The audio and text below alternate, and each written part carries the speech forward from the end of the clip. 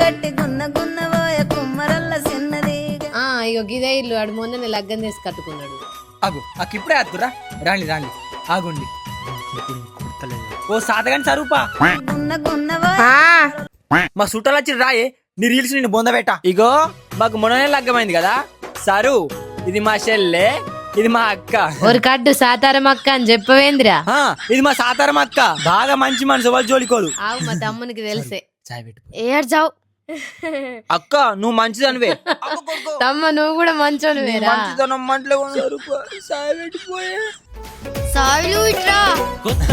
కొత్తగా లగ్గమైంది కదా, దానికి సామాన్లు ఏడుంటో తెలియదు. పోయేత్తా ఏమైందే సారు సాయి పెట్టిపోనాడు.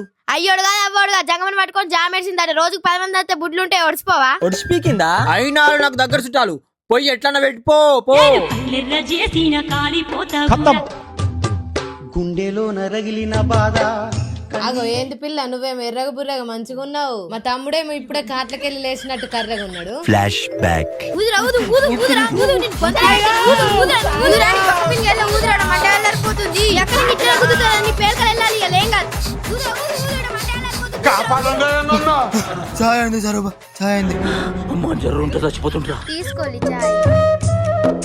అబ్బా సాయిలు సాయి కమ్మగుందిరా. సిలిండర్ పూట్లు అయిపోతే మీ పెళ్ళ చేతిలో తప్పది భారీ మూల్యం.